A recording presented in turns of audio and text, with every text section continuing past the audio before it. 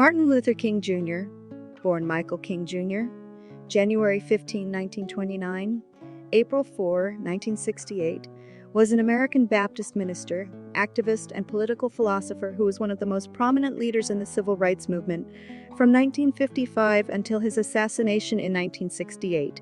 A black church leader and a son of early civil rights activist and minister Martin Luther King, Sr., King advanced civil rights for people of color in the United States through nonviolence and civil disobedience.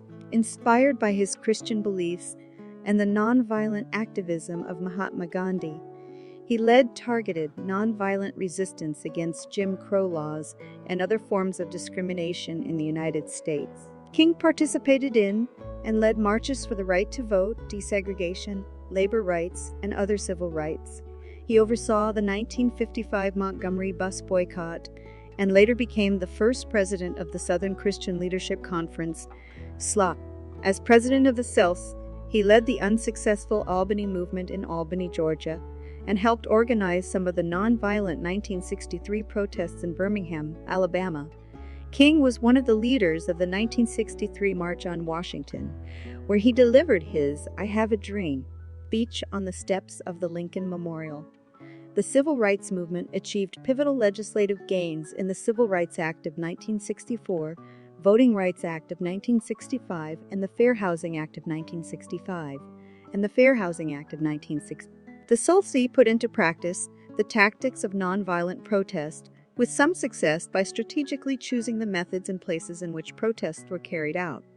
There were several dramatic standoffs with segregationist authorities, who frequently responded violently. King was jailed several times. Federal Bureau of Investigation, FBI Director J. Edgar Hoover considered King a radical and made him an object of the FBI's COINTELPRO from 1963 forward. FBI agents investigated him for possible communist ties, spied on his personal life, and secretly recorded him. In 1964, the FBI mailed King a threatening anonymous letter, which he interpreted as an attempt to make him commit suicide. On October 14, 1964, King won the Nobel Peace Prize for combating racial inequality through nonviolent resistance. In 1965, he helped organize 2 of the 3 Selma to Montgomery marches. In his final years, he expanded his focus to include opposition towards poverty, capitalism, and the Vietnam War. In 1968, King was planning a national occupation of Washington, D.C., to be called the Poor People's Campaign, when he was assassinated on April 4 in Memphis, Tennessee. His death was followed by national mourning as well as anger, leading to riots in many youth cities. King was posthumously awarded the Presidential Medal of Freedom in 1977 and the Congressional Gold Medal in 2003. Martin Luther King Jr. Day was established as a holiday in cities and states throughout the United States beginning in 1971. The federal holiday was first observed in 1986. Hundreds of streets in the U.S. have been renamed in his honor, and King County in Washington was rededicated for him. The Martin Luther King Jr. Memorial on the National Mall in Washington, D.C. was dedicated in 2011. Early life and education. Birth. King was born Michael King Jr. on January 15, 1929, in Atlanta, Georgia, the second of 3 children to Michael King Sr. and Alberta King Nee Williams. King had an older sister, Christine King Ferris, and a younger brother, Alfred Daniel A.D. King. Alberta's father, Adam Daniel Williams, was a minister in rural Georgia, moved to Atlanta in 1893, and became pastor of the Ebenezer Baptist Church in the following year. Williams married Jenny Celeste Parks. King Sr. was born to sharecroppers James Albert and Delia King of Stockbridge, Georgia, and was of African-Irish descent. In his adolescent years, King Sr. left his parents' farm and walked to Atlanta, where he attained a high school education and enrolled in Morehouse College to study for entry to the ministry. King Sr. and Alberta began dating in 1920 and married on November 25, 1926. Until Jenny's death in 1941, they lived together on the second floor of Alberta's parents' 2-story Victorian house, where King was born. Shortly after marrying Alberta, King Sr. became assistant pastor of the Ebenezer Church. Senior Pastor Williams died in the spring of 1931, and that fall, King Sr. took the role. With vital support from his wife, He would in time raise attendance from 600 to several thousand. In 1934, the church sent King on a multinational trip, including to Berlin, for the meeting of the Congress of the Baptist World Alliance, WA. He also visited sites in Germany associated with the Reformation leader, Martin Luther. While there, King Sir and the Bois delegates witnessed the rise of Nazism. In reaction, the Bois issued a resolution stating, "This Congress deplores and condemns as a violation of the law of God, the Heavenly Father, all racial animosity and every form of oppression or unfair discrimination toward the Jews, toward colored people, or toward subject races in any part of the world." On returning home in August 1934, King Sir changed his name to Martin Luther King Sr. and his 5-year-old son's name to Martin Luther King Jr. Early childhood. At his childhood home, King and his 2 siblings would read aloud the Bible as instructed by their father.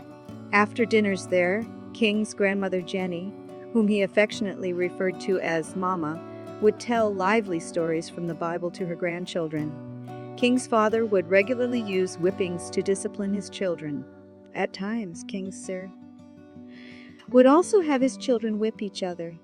King's father later remarked, "He was the most peculiar child. Whenever you whipped him, he'd stand there and the tears would run down and he'd never cry." Once, when King witnessed his brother Adi emotionally upset his sister Christine, he took a telephone and knocked out a D with it. When he and his brother were playing at their home, A.D. slid from a banister and hit into their grandmother, Jenny, causing her to fall unresponsive. King, believing her dead, blamed himself and attempted suicide by jumping from a second-story window. Upon hearing that his grandmother was alive, King rose and left the ground where he had fallen. King became friends with a white boy whose father owned a business across the street from his family's home. In September 1935, when the boys were about 6 years old, they started school. King had to attend a school for black children, Yonge Street Elementary School, while his close playmate went to a separate school for white children only. Soon afterwards, the parents of the white boy stopped allowing King to play with their son, stating to him, "We are white, and you are colored." When King relayed the happenings to his parents, they had a long discussion with him about the history of slavery and racism in America, the hatred, violence, and oppression that black people had faced in the U.S. King would later state that he was determined to hate every white person. His parents instructed him that it was his Christian duty to love everyone. King witnessed his father stand up against segregation and various forms of discrimination. Once, when stopped by a police officer who referred to King Sir as boy, King's father responded sharply that King was a boy, but he was a man. When King's father took him into a shoe store in downtown Atlanta, the clerk told them they needed to sit in the back. Father refused, stating, "We'll either buy shoes sitting here, or we won't buy any shoes at all," before taking King and leaving the store. He told King afterward, "I don't care how long I have to live with this system. I will never accept it." In 1936, King's father led hundreds of African Americans in a civil rights march to the City Hall in Atlanta to protest voting rights discrimination. King later remarked that King Sir was a real father to him. King memorized and sang hymns and stated verses from the Bible by the time he was 5 years old. Over the next year, he began to go to church events with his mother and sing hymns while she played piano. His favorite hymn to sing was, "I Want to Be More and More Like Jesus." He moved attendees with his singing. King later became a member of the junior choir in his church. King enjoyed opera and played the piano. King garnered a large vocabulary from reading dictionaries and consistently used his expanding lexicon. He got into physical altercations with boys in his neighborhood, but oftentimes used his knowledge of words to stymie fights. King showed a lack of interest in grammar and spelling, a trait that he carried throughout his life. In 1939, King sang as a member of his church choir in slave costume for the all-white audience at the Atlanta premiere of the film Gone with the Wind. In September 1940, at the Atlanta 1940, at the age of 11, King was enrolled at the Atlanta University Laboratory School for the 7th grade. While there, King took violin and piano lessons and showed keen interest in his history and English classes. On May 18, 1941, When King had sneaked away from studying at home to watch a parade, he was informed that something had happened to his maternal grandmother. Upon returning home, found out that she had suffered a heart attack and died while being transported to a hospital. He took the death very hard and believed that his deception of going to see the parade may have been responsible for God taking her. King jumped out of a second-story window at his home, but again survived an attempt to kill himself. His father instructed him in his bedroom that King should not blame himself for her death, and that she had been called home to God as part of God's plan that could not be changed. King struggled with this, and could not fully believe that his parents knew where his grandmother had gone. Shortly thereafter, King's father decided to move the family to a 2-story brick home on a hill that overlooked downtown Atlanta. In his adolescent years, he initially felt resentment against whites due to the racial humiliation that he, his family, and his neighbors often had to endure in the segregated South. In 1942, when King was 13 years old, he became the youngest assistant manager of a newspaper delivery station for the Atlanta Journal. That year, King skipped the 9th grade and was enrolled in Bookerton, maintained a B+ average. The high school was the only one in the city for African American students. It had been formed after local black leaders, including King's grandfather, Williams, urged the city government of Atlanta to create it. While King was brought up in a Baptist home, King grew skeptical of some of Christianity's claims as he entered adolescence. He began to question the literalist teachings preached at his father's church. At the age of 13, he denied the bodily resurrection of Jesus during Sunday school. King said that he found himself unable to identify with the emotional displays and gestures from congregants frequent at his church, and doubted if he would ever attain personal satisfaction from religion. He later stated of this point in his life, doubts began to spring forth unrelentingly. In high school, King became known for his public speaking ability, with a voice that had grown into an orotund baritone. He proceeded to join the school's debate team. King continued to be most drawn to history and English, and chose English and sociology to be his main subjects while at the school. King maintained an abundant vocabulary, however, relied on his sister Christine to help him with his spelling, while King assisted her with math. They studied in this manner routinely until Christine's graduation from high school. King also developed an interest in fashion, commonly adorning himself in well-polished patent leather shoes and tweed suits, which gained him the nickname Tweed or Tweety among his friends. He further grew a liking for flirting with girls and dancing. His brother A.D. later remarked, "He kept flitting from chick to chick, and I decided I couldn't keep up with him, especially since he was crazy about dances and just about the best jitterbug in town." On April 13, 1944, in his junior year, King gave his first public speech during an oratorical contest sponsored by the Improved Benevolent and Protective Order of Elks of the World in Dublin, Georgia. His speech, he stated, "Black America still wears chains. The finest Negro is at the mercy of the meanest white man.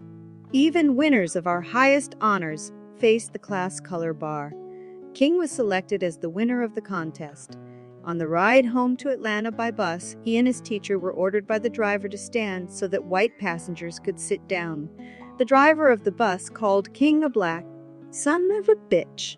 King initially refused but complied after his teacher told him that he would be breaking the law if he did not follow the directions of the driver.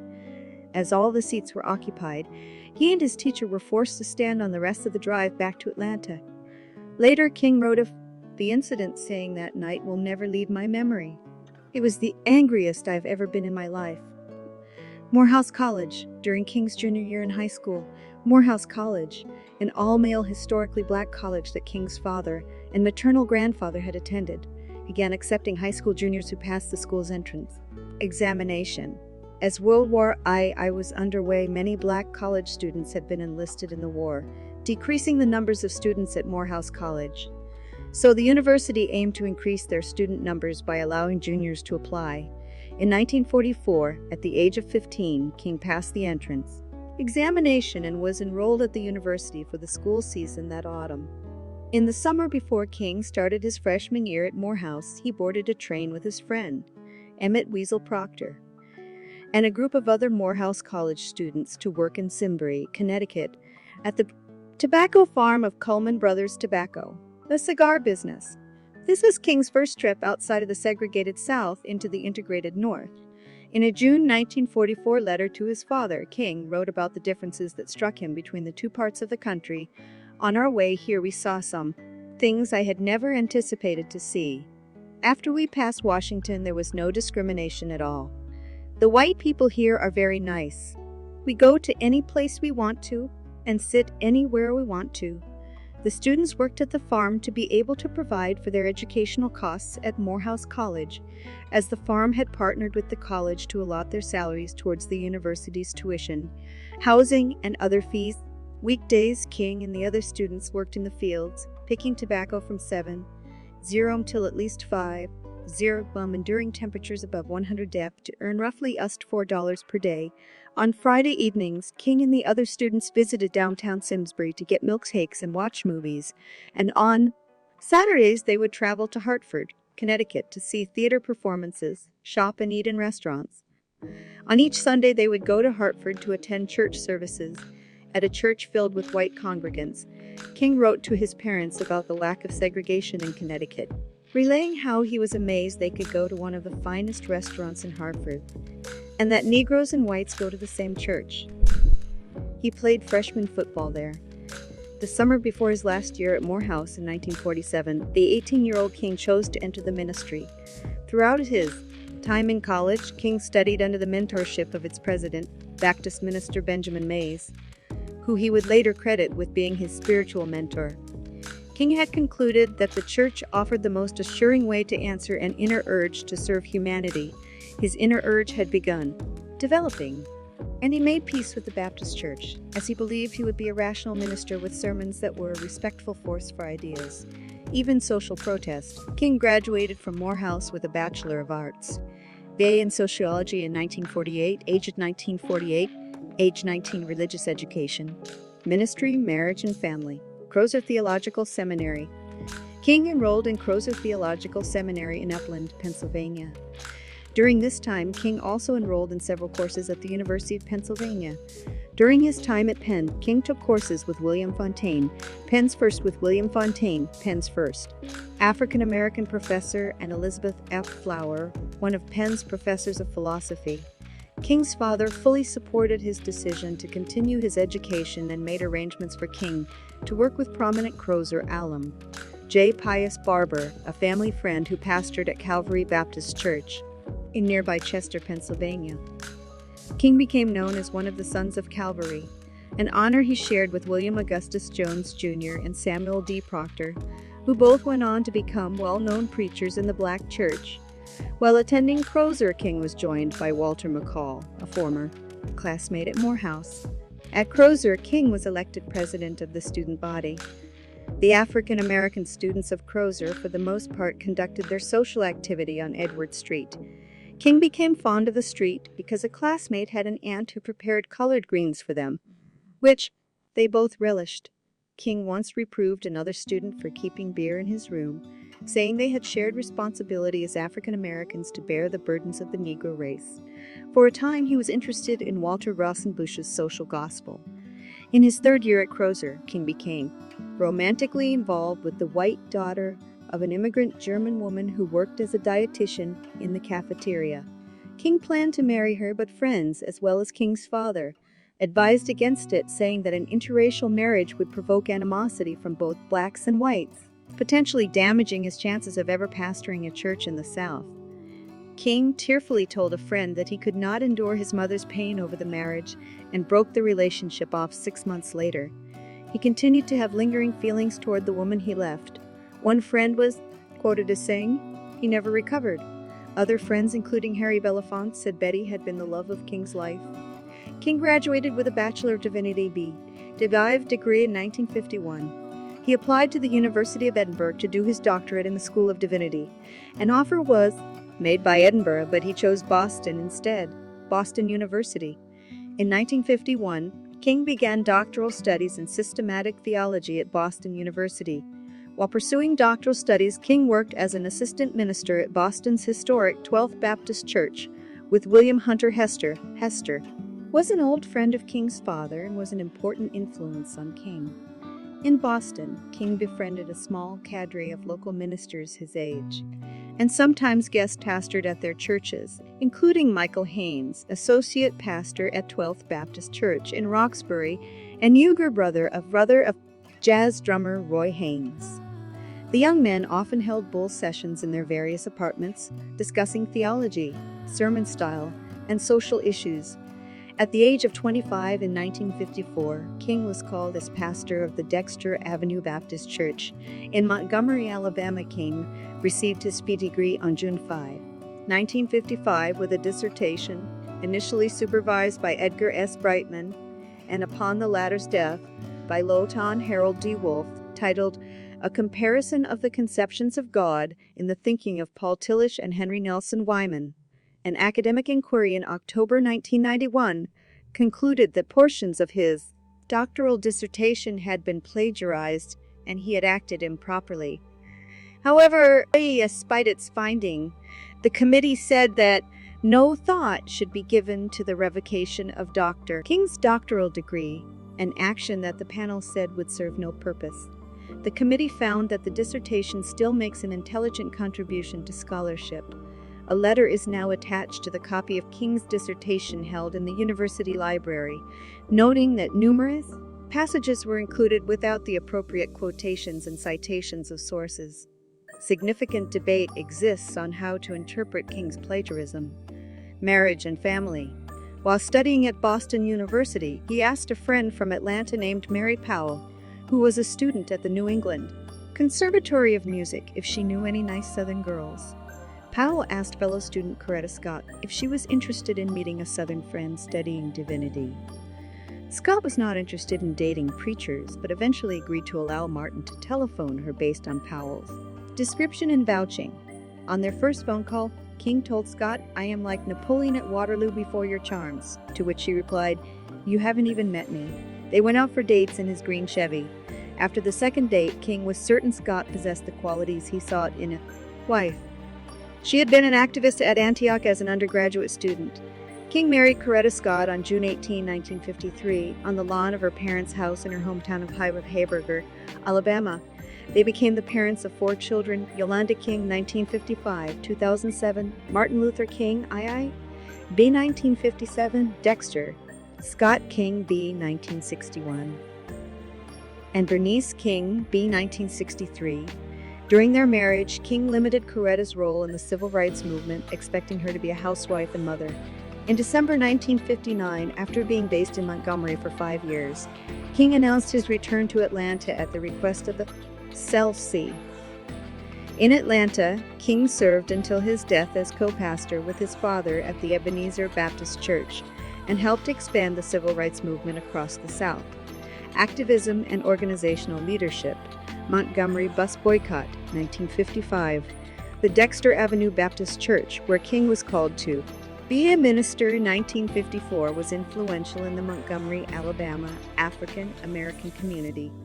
As the church's pastor, he became known for his oratorical preaching in Montgomery and the surrounding region. In March 1955, Claudette Colvin, a 15-year-old black schoolgirl in Montgomery, refused to give up her bus seat to a white man in violation of Jim Crow laws, local laws in the southern United States that enforced racial segregation.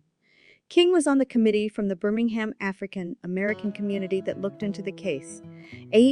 Nixon and Clifford Durr decided to wait for a better case to pursue because the incident involved a minor. 9 months later, on December 1, 1955, a similar incident occurred when Rosa Parks was arrested for refusing to give up her seat on a city bus.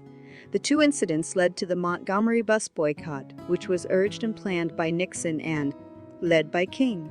King was in his 20s and had just taken up his clerical role. The other ministers asked him to take a leadership role simply because his relative newness to community leadership made it easier for him to speak out. King was hesitant about taking the role but decided to do so if no one else wanted it. The boycott lasted for 385 days, and the situation became so tense that King's house was bombed. King was arrested for traveling 30 mph in a 20 mph in a 25 mph zone and jailed during this campaign, which overnight drew the attention of national media and greatly increased King's public stature. The controversy ended when the United States District Court issued a ruling in Browder v. Gale that prohibited racial segregation on all Montgomery public buses. Blacks resumed riding the buses again and were able to sit in the front with full legal authorization. Boycott transformed him into a national figure and the best-known spokesman of the civil rights movement. Southern Christian Leadership Conference. In 1957, King, Ralph Abernathy, Fred Shuttlesworth, Joseph Lowery, and other civil rights activists founded the Southern Christian Leadership Conference, SELC. The group was created to harness the moral authority and organizing power of black churches to conduct nonviolent protests in the service of civil rights reform. The group was inspired by the crusades of evangelist Billy Graham, who befriended King as well as the national organizing of the group in friendship, founded by King allies Stanley Levison and Ella Baker. King led the SCLE until his death. The SCLC's 1957 prayer pilgrimage for freedom was the first time King addressed a national audience. Other civil rights leaders involved in the SCLE with King included James Bevel, Alan Johnson, Curtis W. Harris, Walter E. Fauntroy, C.T. Vivian, Andrew Young, the Freedom Singers, Cleveland Robinson, Randolph Blackwell, Annie Bell Robinson, Divine, Charles Kenzie Steele, Alfred Daniel Williams King, Benjamin Hooks, Aaron Henry and Bayard Rustin. Society. Harry Wachtel joined King's legal advisor Clarence B. Jones in defending 4 ministers of the SCLE in the libel case Abernathy et al. B. Sullivan, the case was litigated about the newspaper advertisement. Heed their rising voices. Wachtel founded a tax-exempt fund to cover the suits expenses and assist the nonviolent civil rights movement through a more effective means of fundraising. This organization was named the Gandhi Society for Human Rights. King served as honorary president for the group. He was displeased with the pace that President Kennedy was using to address the issue of segregation. In 1962, King and the Gandhi Society produced a document that called on the president to follow in the footsteps of Abraham Lincoln and issue an executive order to deliver a blow for civil rights as a kind of second Emancipation Proclamation. The FBI was under written directive from Attorney General Robert F. Kennedy when it began tapping King's telephone line in the fall of 1963. Kennedy was concerned that public allegations of communists in the SCLE would derail the administration's civil rights initiatives, discontinue these associations, and later felt compelled to issue the written directive that authorized the FBI to wiretap King and other SELC leaders. FBI Director J. Edgar Hoover feared the civil rights movement and investigated the allegations of communist infiltration when no evidence emerged. To support this, the FBI used the incidental details caught on tape over the next 5 years as part of its COINTELPRO program in attempts to force King out of his leadership position. King believed that organized nonviolent protest against the system of Southern segregation, known as Jim Crow laws, would lead to extensive media coverage of the struggle for black equality and voting rights. Journalistic accounts and televised footage of the daily deprivation and indignities suffered by Southern blacks and of segregationist violence and harassment of civil rights workers and marchers produced a wave of sympathetic public opinion that convinced the majority of Americans that the civil rights movement was the most important issue in American politics in the early 1960s. King organized and led marches for blacks' right to vote, desegregation, labor rights, and other basic civil rights. Most of these rights were successfully enacted into the law of the United States with the passage of the Civil Rights Act of 1964 and the 1965 Voting Rights Act. The SCLE put into practice the tactics of nonviolent protests with great success by strategically choosing the methods and places in which protests were carried out. There were often dramatic standoffs with segregationist authorities who sometimes turned violent. Survived knife attack 1958. On September 20, 1958, King was signing copies of his book Stride Toward Freedom in Blumstein's department store in Harlem when he narrowly escaped death. Isola Curry, a mentally ill black woman who thought that King was conspiring against her with communists, stabbed him in the chest with a letter opener, which nearly impinged on the aorta. King received first aid by police officers Al Howard and Philip Romano. King underwent emergency surgery with 3 doctors. Auber de Lambert, Maynard, Emil Naclerio, and John W. V. Cordes.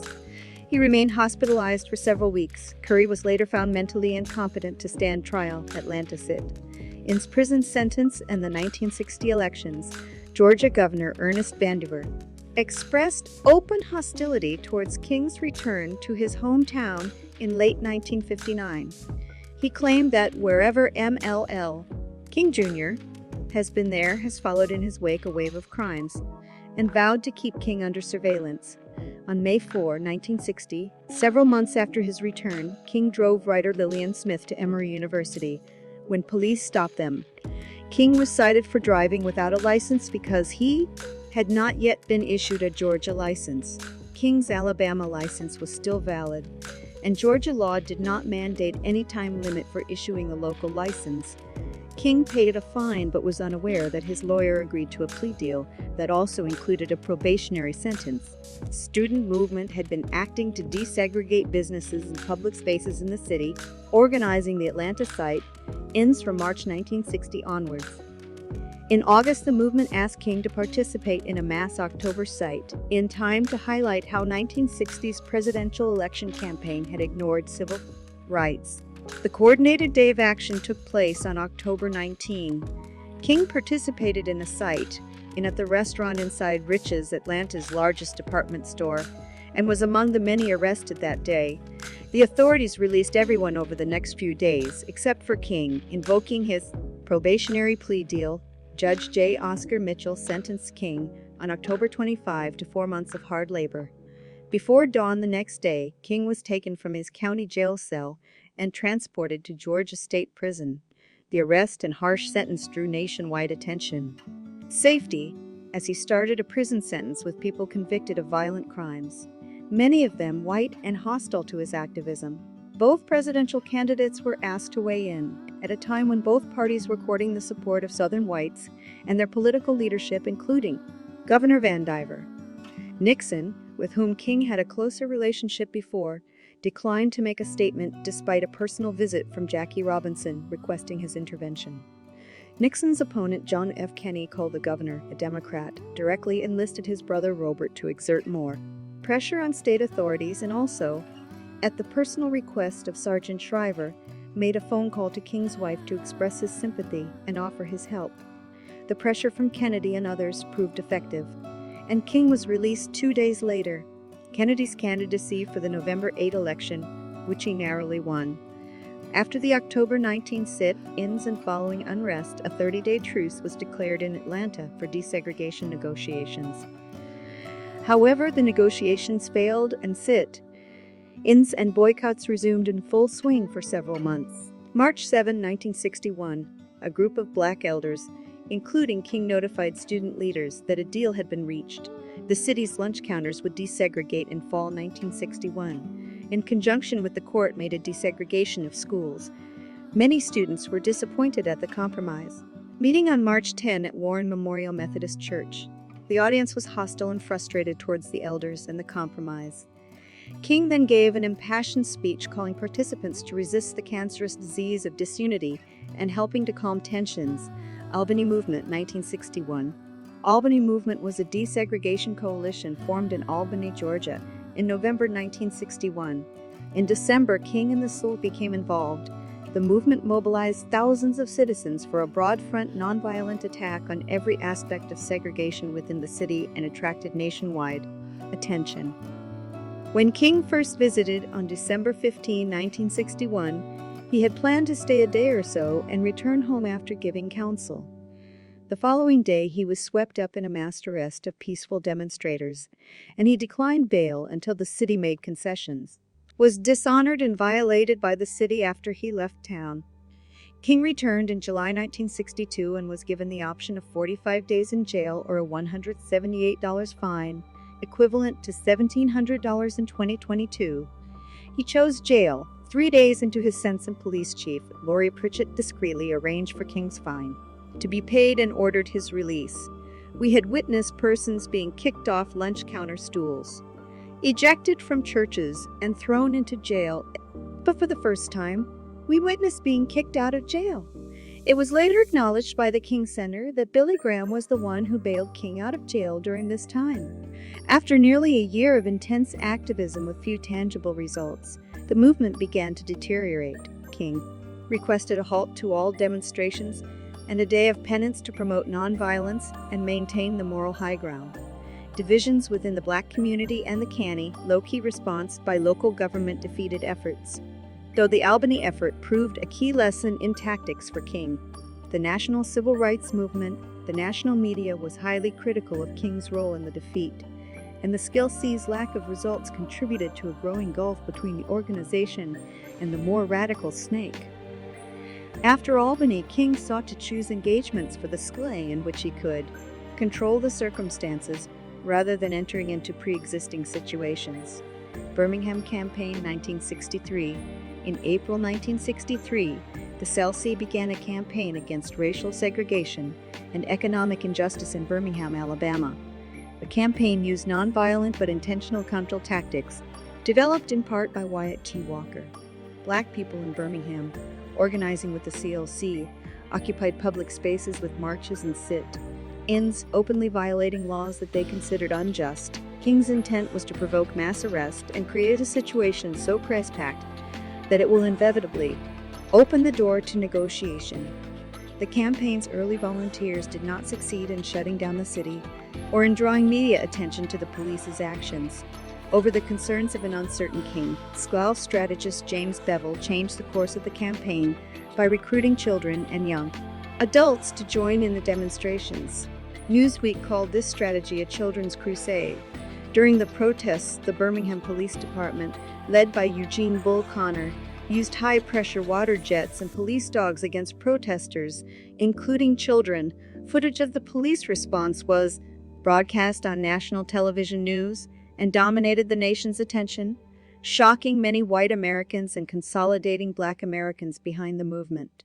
Not all of the demonstrators were peaceful, despite the avowed intentions of the Sklar. In some cases, bystanders attacked the police, who responded with force. King and the school were criticized for putting children in harm's way, but the campaign was a success. Connor lost his job. The Jim Crow signs came down, and public places became more open to blacks. King's reputation improved immensely. The campaign. His 13th arrest out of 29. From his cell, he composed the now famous letter from Birmingham jail that responds to calls on the movement to pursue legal channels for social change. The letter has been described as one of the most important historical documents penned by a modern political prisoner.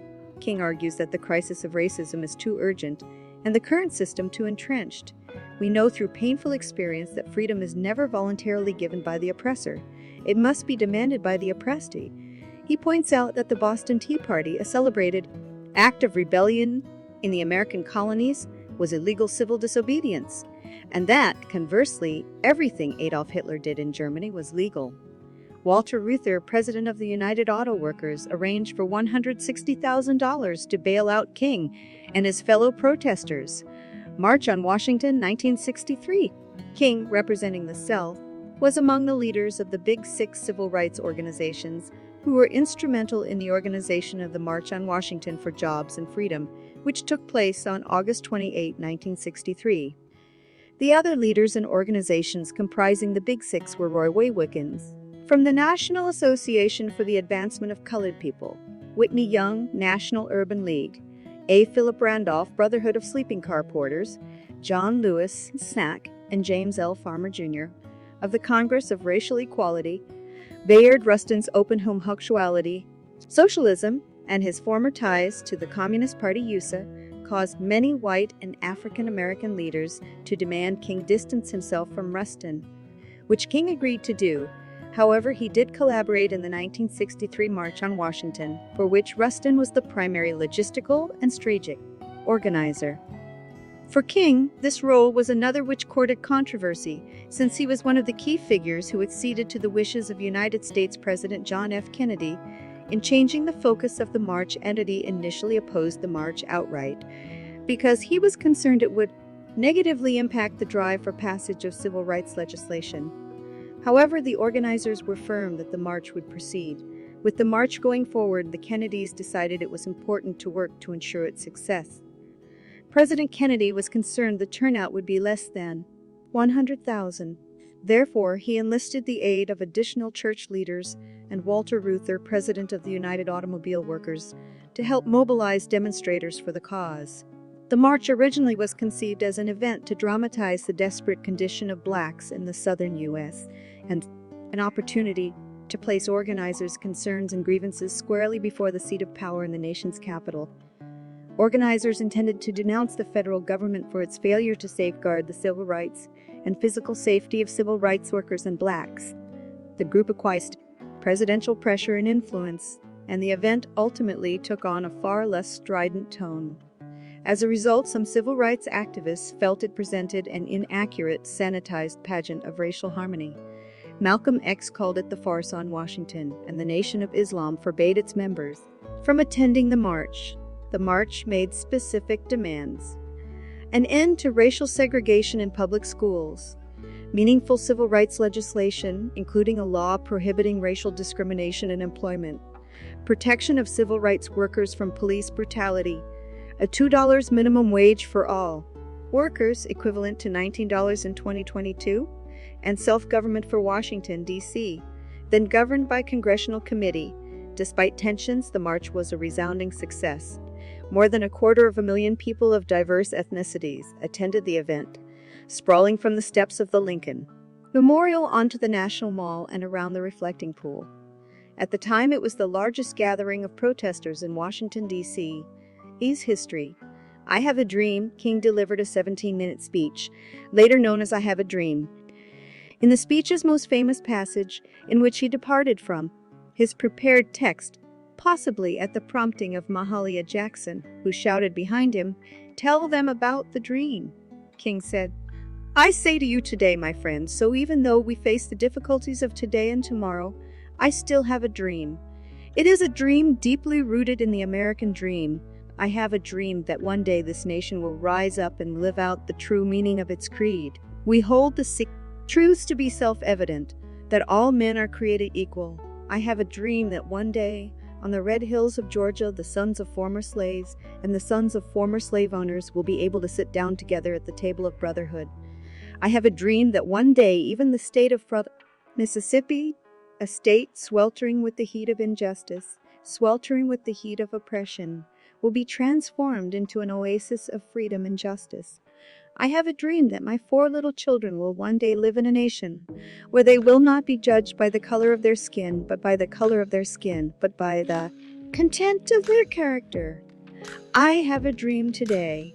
I have a dream that one day down in Alabama, with its vicious racists, with its governor having his lips dripping with the words of interposition and nullification, one day, right there in Alabama, little black boys and black girls will be able to join hands with little white boys and white girls as sisters and brothers. I have a dream today. I Have a Dream came to be regarded as one of the finest speeches in the history of American oratory. The march, and especially King's speech, helped put civil rights at the top of the agenda. Reformers in the United States and facilitated passage of the Civil Rights Act of 1964. The original typewritten copy of the speech, including King's handwritten notes on it, was discovered in 1984 to be in the hands of George Raveling, the first African-American basketball coach of the University of Iowa. In 1963, Raveling, then 26 years old, was standing near the podium and immediately after the oration, impulsively asked King if he could have his copy of the speech, and he got it. St. Augustine, Florida, 1964. In March 1964, King and the school joined forces with the then controversial movement in St. Augustine, Florida. Haling's group had been affiliated with the NIAC but was forced out of the organization for advocating armed self-defense alongside non-violent tactics. However, the pacifists accepted them. King and the SCLUP worked to bring white Northern activists to St. Augustine, including a delegation of rabbis and the 72-year-old mother of the governor of Massachusetts, all of whom were arrested. During June, the movement marched nightly through the city, often facing counter-demonstrations by the Klan and provoking violence that garnered national media attention. Hundreds of the marchers were arrested and jailed. During this movement, the Civil Rights Act of 1964 was passed. Biddeford, Maine, 1964. On May 7, 1964, King spoke at St. Francis College's The Negro and the Quest for Identity in Biddeford, Maine. This was a symposium that brought many civil rights leaders together, such as Dorothy Day and Roy Wilkins. King spoke about how we must get rid of the idea of superior and inferior races through nonviolent tactics. New York City, 1964. On February 6, 1964, King delivered the inaugural speech of a lecture series initiated at the new school called the American Race Crisis. In August 2013, almost 50 years later, the school discovered an audio tape with 15 minutes of a question and answer session that followed King's address. In these remarks, King referred to a conversation he had recently had with Jawaharlal Nehru, in which he compared the sad condition of many African Americans to that of India's untouchables. The original speech recording is part of a collection of audio tapes in Amherst College's archives. In Amherst College's archives special collections in 1989, Dr. King's speech had been rebroadcast on Amherst's student-run radio station, WAM. No WAM. The tape was digitized in the fall of 2015 and shared with the New School archives. In his March 18, 1964, interview by Robert Penn Warren, King compared his activism to his father's, citing his training in nonviolence as a key difference. Discusses the next phase of the civil rights movement and integration. Scripto strike in Atlanta, 1964. Starting in November 1964, King supported a labor strike led by several hundred workers at the Scripto factory in the Sweet Auburn neighborhood of Atlanta, just a few blocks from Ebenezer Baptist. Many of the strikers were also congregants of his church, and the strike was supported by other civil rights leaders in the city.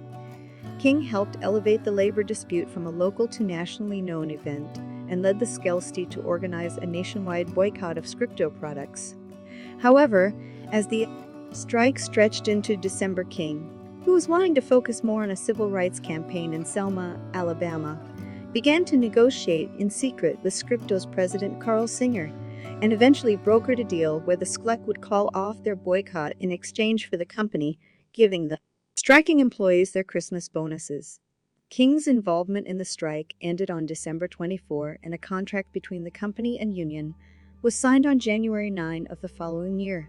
Selma Voting Rights Movement and Bloody Sunday 1965 and December 1964, King and the Scalpa joined forces with the Student Nonviolent Coordinating Committee, SINT, in Selma, Alabama, where the CQ had been working on voter registration for several months. A local judge issued an injunction that barred any gathering of 3 or more people affiliated with the SNEAK, Skli Diesel, Skli Tivel, or any of 41 named civil rights leaders. This injunction temporarily halted civil rights activity until King defied it by speaking at Brown Chapel on January 2, 1965. During the 1965 march to Montgomery, Alabama, violence by state police and others against the peaceful marchers resulted in much publicity, which made racism in Alabama visible nationwide.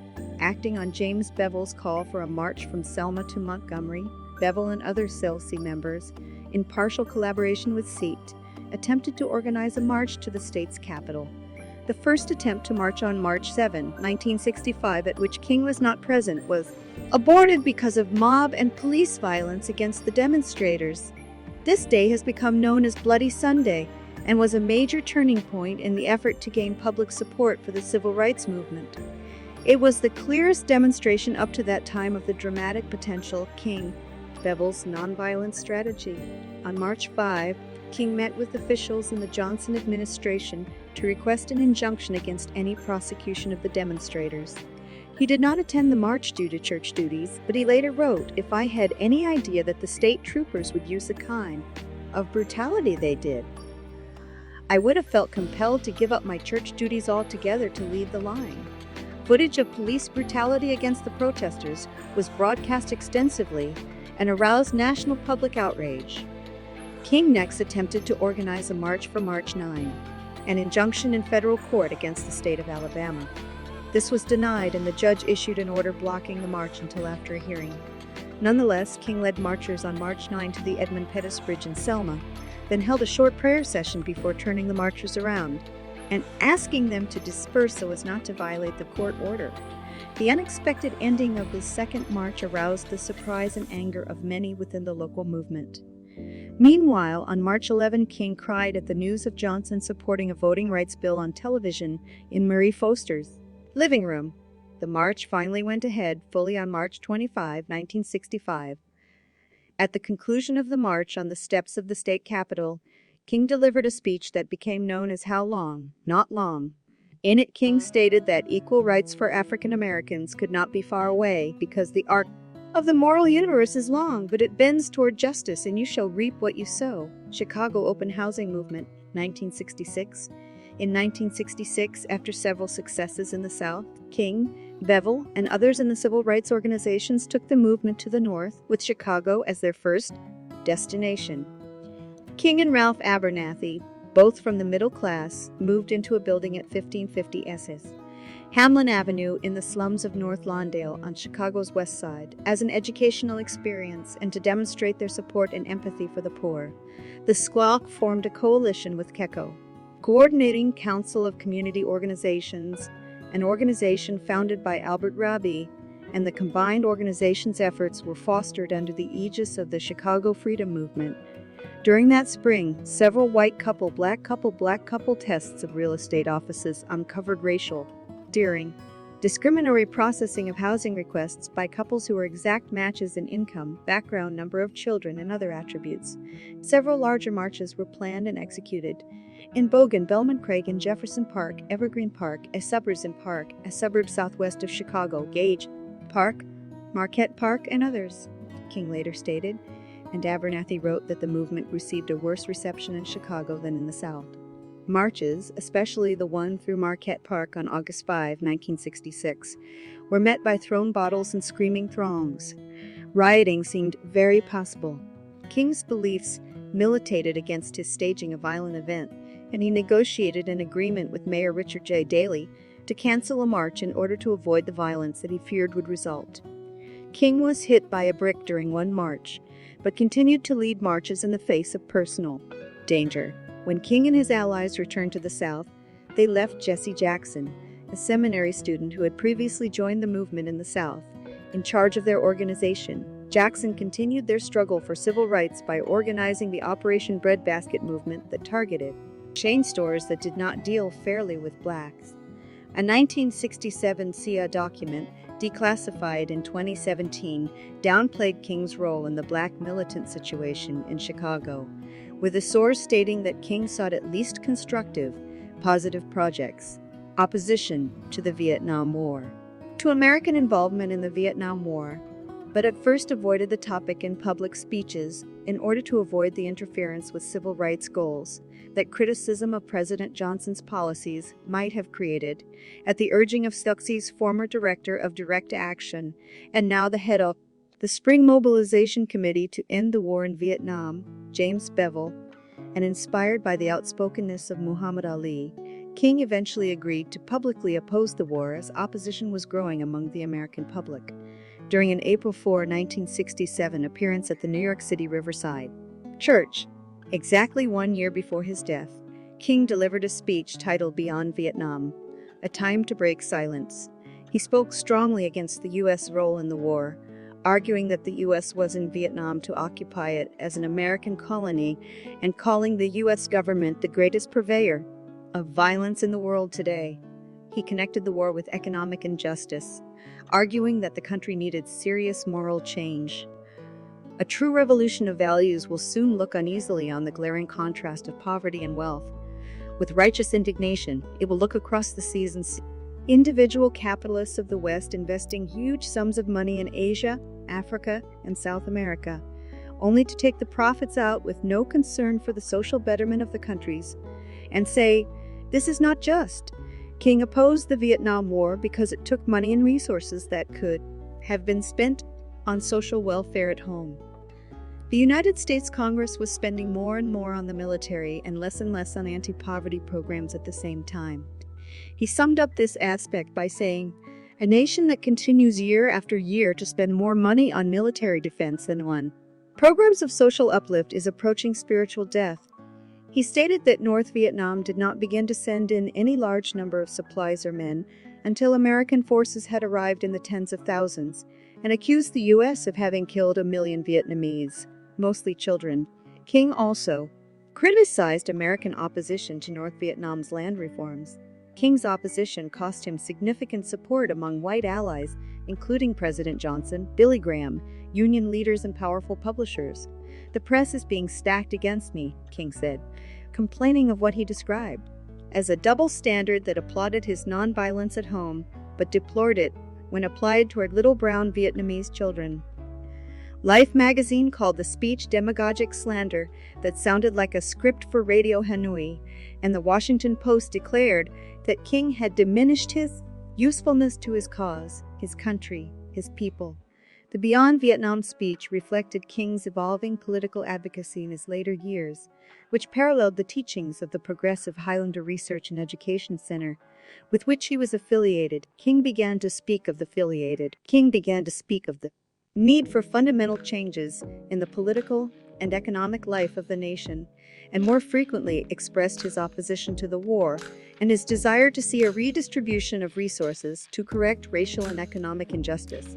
He guarded his language in public to avoid being linked to communism by his enemies, but in private he sometimes spoke of his support for democratic socialism.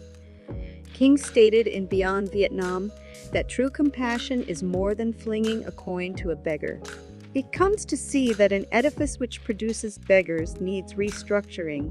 King quoted a United States official who said that from Vietnam to Latin America, the country was on the wrong side of a world revolution.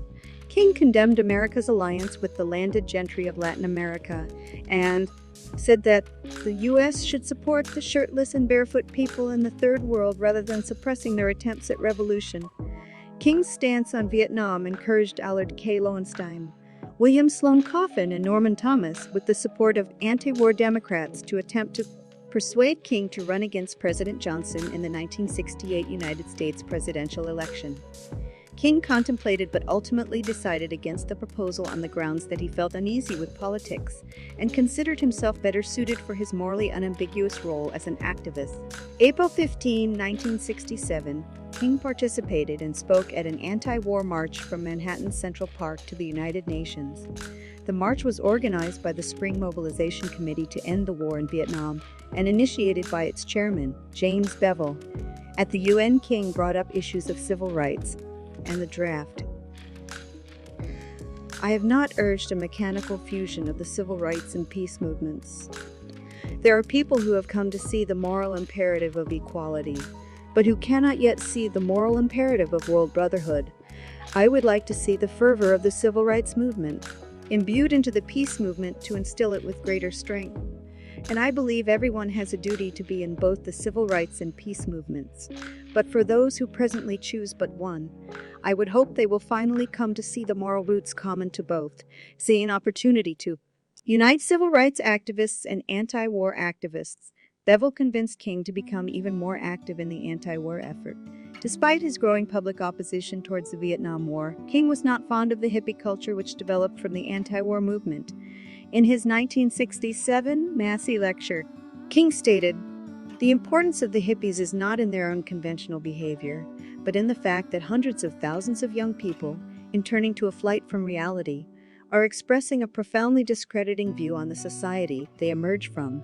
On January 13, 1968, a day after President Johnson's State of the Union address, King called for a large march on Washington against one of history's most cruel and senseless wars. "We need to make clear in this political year, to congressmen on both sides of the aisle and to the President of the United States, that we will no longer tolerate, we will no longer vote for men who continue to see the killings of Vietnamese and Americans as the best way of advancing the goals of freedom and self-determination in Southeast Asia." Correspondence with Thich Nhat Hanh. Thich Nhat Hanh was an influential Vietnamese Buddhist who taught at Princeton University and Columbia University. He had written a letter to Martin Luther King Jr. in 1965 entitled, "In Search of the Enemy of Man," It was during his 1966 stay in the U.S. that Nat Han met with King and urged him to publicly denounce the Vietnam War. In 1967, King gave a famous speech at the Riverside Church in New York City, his first to publicly question the U.S. involvement in Vietnam. Later that year, King nominated Nat Han for the 1967 Nobel Peace Prize. In his nomination, King said, "I do not personally know of anyone more worthy of than this gentle monk from Vietnam." His ideas for peace, if applied, would build a monument to ecumenism, to world brotherhood, to humanity. Poor People's Campaign 1968. In 1968, King and his clique organized the Poor People's Campaign to address issues of economic justice. King traveled the country to assemble a multiracial army of the poor that would march on Washington to engage in nonviolent civil disobedience at the Capitol until Congress created an economic Bill of Rights for poor Americans. The campaign was preceded by King's final book, Where Do We Go From Here? Chaos or Community, which laid out his view of how to address social issues and poverty. King quoted from Henry George and George's book, Progress and Poverty, particularly in support of a guaranteed basic income. The campaign culminated in a march on Washington, D.C., demanding economic aid to the poorest communities of the United States.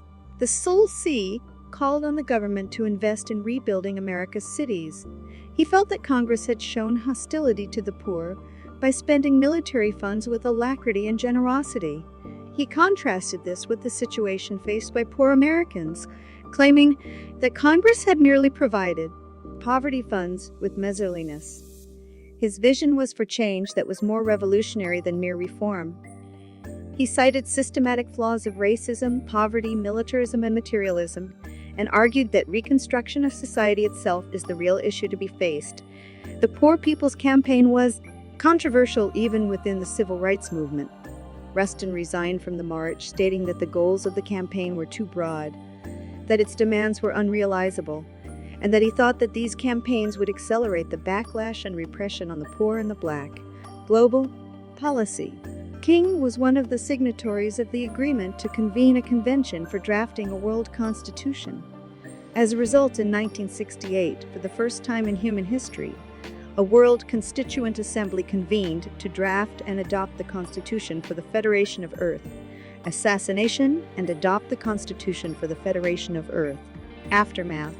On March 29, 1968, King went to Memphis, Tennessee, in support of the Black Sanitary Public Works employees, who were represented by AFSCME Local 1733. The workers had been on strike since March 12 for higher wages and better treatment. In one incident, black street repairmen received pay for 2 hours when they were sent home because of bad weather, but white employees were paid for the full day. On April 3, King addressed a rally and delivered his I've Been to the Mountaintop address at Mason Temple, the world headquarters of the Church of God in Christ. King's flight to Memphis had been delayed by a bomb threat against his plane. In the prophetic peroration of the last speech of his life in reference to the bomb threat, King said the following: "And then I got to Memphis, and some began to say the threats, or talk about the threats that were out, happened to me from some of our sick white brothers. Well, I don't know what will happen now. We've got some difficult days ahead, but it doesn't matter with me now, because I've been to the mountaintop, and I don't mind type. Like anybody, I would like to live a long life. Longevity has its place, but I'm not concerned about that now. I just want to do God's will. And He's allowed me to go up to the mountain, and I've looked over, and I've seen the promised land. I may not get there with you, but I want you to know tonight that we as a people will get to the promised land. So I'm happy. Tonight, I'm not worried about anything. I'm not fearing any man. Mine eyes have seen the glory of the coming of the Lord." King was booked in room 306 at the Lorraine Motel, owned by Walter Bailey, in Memphis. Ralph Abernathy, who was present at the assassination, testified to the United States House Select Committee on Assassinations that King and his entourage stayed at room 306 so often that it was known as the King Abernathy Suite. According to Jesse Jackson, who was present, King's last words on the balcony before his assassination were spoken to musician Ben Branch, who was scheduled to perform that night at an event King was attending. "Ben, make sure you play Take My Hand, Precious Lord, in the meeting tonight. Play it real pretty." King was fatally shot by James Earl Ray at 6:01 p.m. Thursday, April 4, 1968, as he stood on the motel's second-floor balcony. The bullet entered through his right cheek, smashing his jaw, then traveled down his spinal cord before lodging in his shoulder. Abernathy heard the shot from inside the motel room and ran to the balcony to find King on the floor. Jackson stated after the shooting that he cradled King's head as King lay on the balcony, but this account was disputed by other colleagues of King. Jackson later changed his statement to say that he had reached out for King. After emergency chest surgery, King died at St. Joseph's Hospital at 7:05 p.m. According to biographer Taylor Branch, King's autopsy revealed that though only 39 years old, he had the heart of a 60-year-old, which Branch attributed to the stress of 13 years in the civil rights movement. King was initially interred in Southview Cemetery in South Atlanta, but in 1977 his remains were transferred to a tomb on the site of the Martin Luther King Jr. National Historical Park. Aftermath: the assassination led to a nationwide wave of race riots in Washington, D.C., Chicago, Baltimore, Louisville, Kansas City, and dozens of other cities. Presidential candidate Robert F. Kennedy was on his way to Indianapolis for a campaign rally when he was informed of King's death. He gave a short improvised speech to the gathering of supporters, informing them of the tragedy and urging them to continue King's ideal of nonviolence. The following day, he delivered a prepared response in Cleveland. James Farmer Jr. and other civil rights leaders also called for nonviolent action, while the more militant Stokely Carmichael called for a more forceful response. The city of Memphis quickly settled the strike on terms favorable to the sanitation workers. The plan to set up a shantytown in Washington, D.C., was carried out soon after the April 4 assassination. Criticism of King's plan was subdued in the wake of his death, and the SCLAC received an unprecedented wave of donations for the purpose of carrying it out. The campaign officially began in Memphis on May 2, at the hotel where King was murdered. Thousands of demonstrators arrived on the National Mall and stayed for 6 weeks, establishing a camp they called Resurrection City. President Lyndon B. Johnson tried to quell the riots by making several telephone calls to civil rights leaders, mayors, and governors across the United States, and told politicians that they should warn the police against the unwarranted use of force. However, his efforts did not work out. "I'm not getting through," Johnson told his aides. "They're all hauling up like generals in a dugout getting ready to watch a war." Johnson declared April 7 a national day of mourning for the civil rights leader.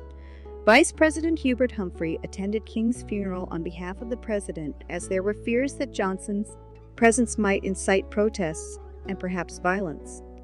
At his widow's request, King's last sermon at Ebenezer Baptist Church was played at the funeral, a recording of his drum major sermon given on February 4, 1968. In that sermon, King made a request that at his funeral no mention of his awards and honors be made, but that it be said that he tried to feed the hungry, clothe the naked, be right on the war question, and love and serve humanity. His good friend Mahalia Jackson sang his favorite hymn, "Take My Hand, Precious Lord," at the funeral. The assassination helped to spur the enactment of the Civil Rights Act of 1968. 2 months after King's death, James Earl Ray, who was on the loose from a previous prison escape, was captured at London Heathrow Airport while trying to leave England on a false Canadian passport.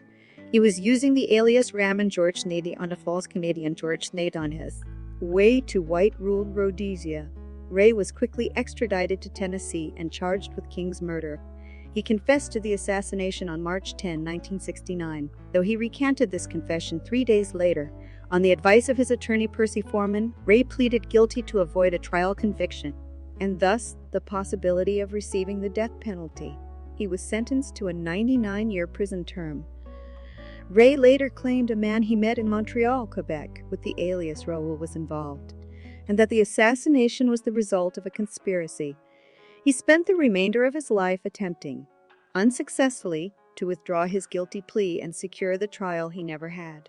Ray died in 1998 at age 70. Allegations of conspiracy. Ray's lawyers maintained he was a scapegoat, similar to the way that John F. Kennedy's assassin, Lee Harvey Oswald, is seen by conspiracy theorists. Supporters of this assertion said that Ray's confession was given under pressure and that he had been threatened with the death penalty. They admitted that Ray was a thief and burglar, but claimed that he had no record of committing violent crimes with a weapon. However, prison records in different U.S. cities have shown that he was incarcerated on numerous occasions for charges of armed robbery. In a 2008 interview with Ken, Jerry Ray, the younger brother of James Earl Ray, claimed that James was smart and was sometimes able to get away with armed robbery. Jerry Ray said that he had assisted his brother on one such robbery. "I've never been with nobody as bold as he is," Jerry said. "He just walked in and put that gun on somebody. It was just like it's an everyday thing." Those suspecting a conspiracy in the assassination point to the two successive ballistics tests, which proved that a rifle similar to Ray's Remington Game Master had been the murder weapon. Those tests did not implicate Ray's specific rifle. Witnesses near King at the moment of his death said that the shot came from another location. They said that it came from behind thick shrubbery near the boarding house, which had been cut away in the days following the assassination, and not from the boarding house window. However, Ray's fingerprints were found on various objects: a rifle, a pair of binoculars, articles of clothing, a newspaper, that were left in the bathroom where it was determined the gunfire came from. Examination of the rifle containing Ray's fingerprints determined that at least one shot was fired from the firearm at the time of the assassination. In 1997, King's son Dexter Scott King met with Ray and publicly supported Ray's efforts to obtain a new trial. 2 years later, King's widow Corday Scott King and the couple's children won a wrongful death claim against Lloyd Jowers and other unknown co-conspirators. Jowers claimed to have received $100,000 to arrange King's assassination. The jury of 6 whites and 6 blacks found in favor of the King family, finding Jowers to be complicit in a conspiracy against King, and that government agencies were party to the assassination. William F. Pepper represented the King family in the trial. In 2000, the U.S. Department of Justice completed the investigation into Jowers' claims, but did not find evidence to support allegations about conspiracy. The investigation report recommended no further investigation unless some new reliable facts are presented. A sister of Jowers admitted that he had fabricated the story so he could make $300,000 from selling the story, and she in turn corroborated his story in order to get some money to pay her income tax. In 2002, the New York Times reported that a church minister, Ronald Denton Wilson, claimed his father, Henry Clay Wilson, not James Earl Ray, assassinated King. He stated, "It wasn't a racist thing. He thought Martin Luther King was connected with communism, and he wanted to get him out of the way." Wilson provided no evidence to back up his claims. King researchers David Garrow and Gerald Posner disagreed with William F. Pepper's claims that the government killed King. In 2003, Pepper published a book about the long investigation and trial, as well as his representation of James Earl Ray in his bid for a trial, laying out the evidence and criticizing other accounts. King's friend and colleague, James Bevel, also disputed the argument that Ray acted alone, stating, "There is no way a 10-cent white boy could develop a plan to kill $1 million black man." In 2004, Jesse Jackson stated, "The fact is there were saboteurs to disrupt the march. And within our own organization, we found a very key person who was on the government payroll. So infiltration within, saboteurs from without, and the press attacks.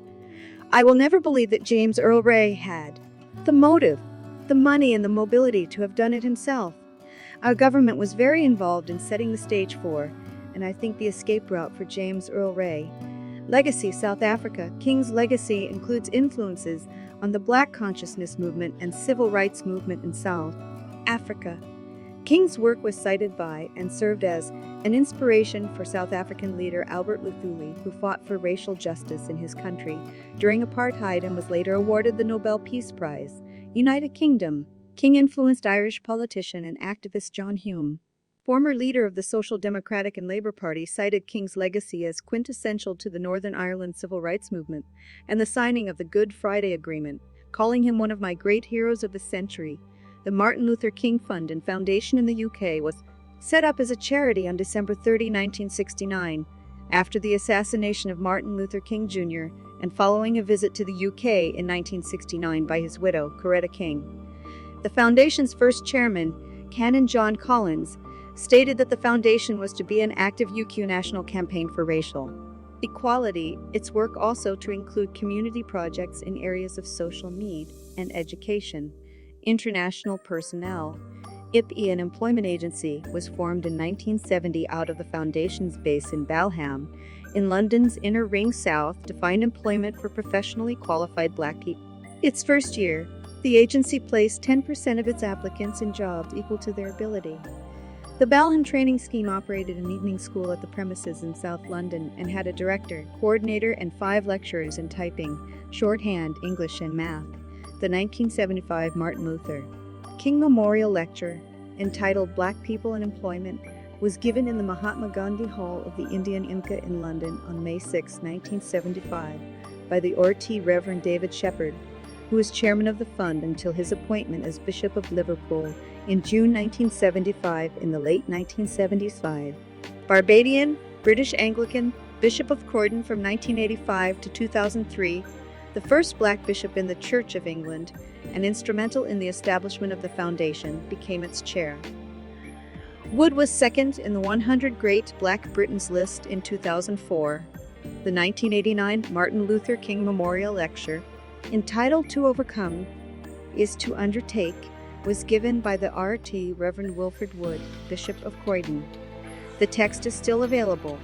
The foundation was removed from the Charity Commission list on November 18, 1996, as it had ceased to exist. In the United Kingdom today, the Northumbria and Newcastle University's Martin Luther King Peace Committee still exists to honor King's legacy, as represented by his final visit to the UK to receive an honorary degree from Newcastle University.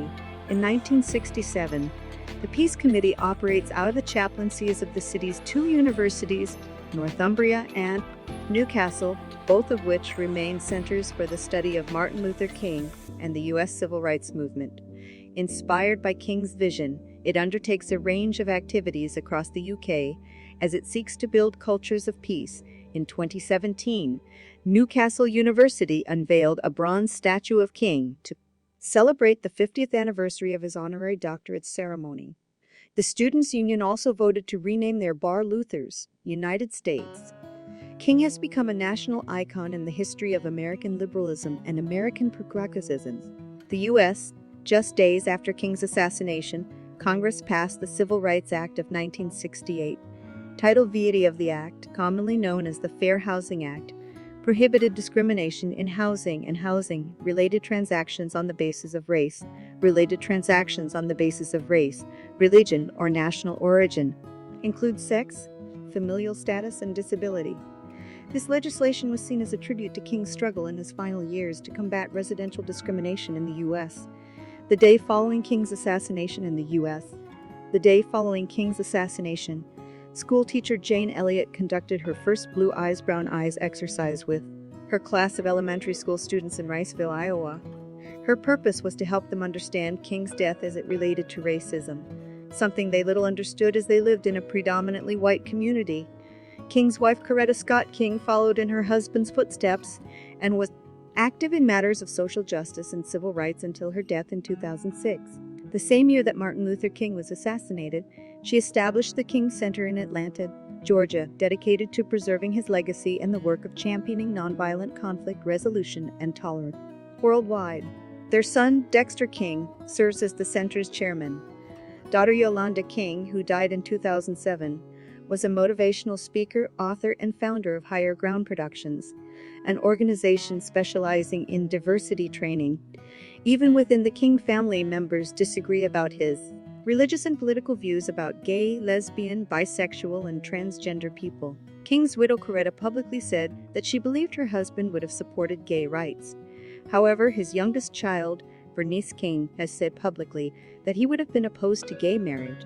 February 4, 1968, at the Ebenezer Baptist Church.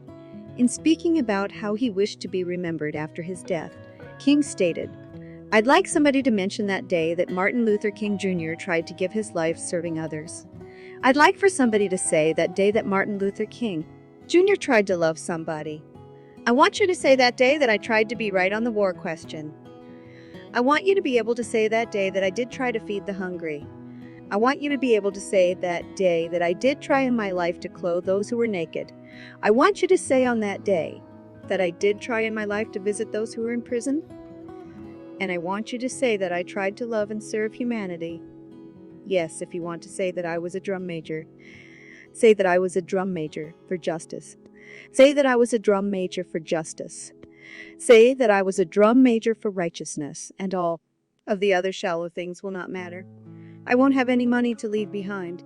I won't have the fine and luxurious things of life to leave behind. But I just want to leave a committed life behind. Martin Luther King Jr. Day, beginning in 1971, cities such as St. Louis, Missouri, and states established annual holidays to honor King.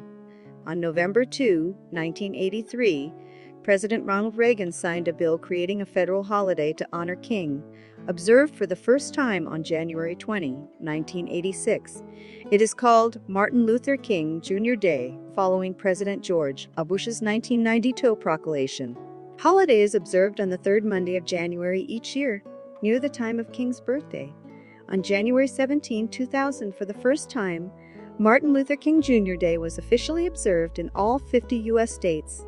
Arizona, 1992, New Hampshire, 1999, and Utah 2000 were the last 3 states to recognize the holiday. Utah previously celebrated the holiday at the same time, but under the name Human Rights Day, Veneration.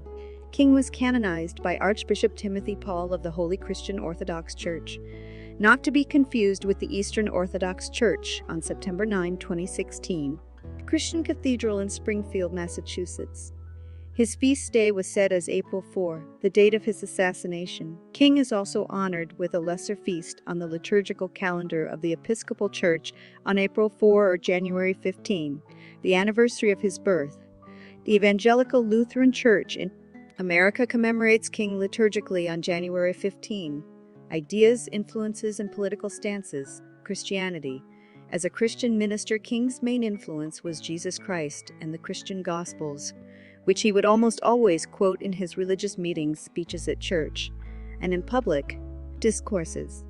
King's faith was strongly based in Jesus' commandment of loving your neighbor as yourself, loving God above all, and loving your enemies, praying for them, and blessing them. His nonviolent thought was also based in the injunction to turn the other cheek in the Sermon on the Mount, and Jesus' teaching of putting the sword back into its place, Matthew 26:52. In his famous letter from Birmingham jail, King urged action consistent with what he describes as Jesus' extremist love, and also quoted numerous other Christian pacifist authors, which was very usual for him. Sermon, he stated, "Before I was a civil rights leader, I was a preacher of the gospel. This was my first calling, and it still remains my greatest commitment. Actually all that I do in civil rights I do, because I consider it a part of my ministry. I have no other ambitions in life to achieve excellence in the Christian ministry. I don't plan to run for any political office. I don't plan to do anything but remain a preacher. And what I'm doing in this struggle, along with many others, grows out of my feeling that the preacher must be concerned about the whole man." King's private writings show that he rejected biblical literalism. He described the Bible as mythological, doubted that Jesus was born of a virgin, and did not believe that the story of Jonah and the whale was true. Among the thinkers who influenced King's theological outlook were L. Harold Duoff, Gard, Brightman, Peter Bertocci, Walter George Mulder, Walter Rauschenbusch, and Reinhold Niebuhr. The Measure of a Man. In 1959, King published a short book called The Measure of a Man, which contained his sermons, What is Man? And the Dimensions of a Complete Life. The sermons argued for man's need for God's love and criticized the racial injustices of Western civilization. Nonviolence veteran African-American civil rights activist Baird Rustin was King's first regular advisor on nonviolence. King was also advised by the white activists Harris Wofford and Glenn Smiley. Rustin and Smiley came from the Christian pacifist tradition, and Wofford and Rustin both studied Mahatma Gandhi's teachings. Rustin had applied nonviolence with the Journey of Reconciliation campaign in the 1940s, promoting Gandhism to Southern blacks since the early 1950s. King had initially known little about Gandhi and rarely used the term nonviolence during his early years of activism in the early 1950s. King initially believed in and practiced self-defense, even obtaining guns in his household as a means of defense against possible attackers. The pacifists guided King by showing him the alternative of non-violent resistance, arguing that this would be a better means to accomplish his goals of civil rights than self-defense. King then vowed to no longer personally use arms. In the aftermath of the boycott, King wrote Stride Toward Freedom, which included the chapter Pilgrimage to Nonviolence. King outlined his understanding of nonviolence, which seeks to win an opponent to friendship rather than to humiliate or defeat him. The chapter draws from an address by Wofford, with Rustin and Stanley Levison also providing guidance and ghostwriting. King was inspired by Gandhi and his success with nonviolent activism. And as a theology student, King described Gandhi as being one of the individuals who greatly reveal the working of the Spirit of God. Wanted to take a trip to India. With assistance from Harris Wofford, the American Friends Service Committee, and other supporters, he was able to fund the journey in April 1959. The trip to India affected King, deepening his understanding of nonviolent resistance and his commitment to America's struggle for civil rights. In a radio address made during his final evening in India, King reflected, "Since being in India, I am more convinced than ever before that the method of nonviolent resistance is the most potent weapon available to oppressed people in their struggle for justice and human dignity." King's admiration of Gandhi's nonviolence did not diminish in later years. He went so far as to hold up his example when receiving the Nobel Peace Prize in 1964, hailing the successful precedent of using nonviolence in a magnificent way by Mohandas Gandhi to challenge the might of the British Empire. He struggled only with the weapons of truth, soul force, non-injury, and courage. Another influence for King's nonviolent method was Henry David Thoreau's essay on civil disobedience and its theme of refusing to cooperate with an evil system. He also was greatly influenced by the works of Protestant theologians Reinhold Niebuhr and Paul Tillich, and said that Walter Rauschenbusch's Christianity and the social crisis left an indelible imprint on his thinking by giving him a theological grounding for his social concerns. King was moved by Rauschenbusch's vision of Christians spreading social unrest in perpetual but friendly conflict with the state, simultaneously critiquing it and calling it to act as an instrument of justice. However, he was apparently unaware of the American tradition of Christian pacifism exemplified by Aidan Barlow and William Lloyd Garrison. King frequently referred to Jesus' Sermon on the Mount as central for his work. King also sometimes used the concept of agape, brotherly Christian love. However, after 1960, he ceased employing it in his writings. Even after renouncing his personal use of guns, King had a complex relationship with the phenomenon of self-defense in the movement. He publicly discouraged it as a widespread practice, but acknowledged that it was sometimes necessary.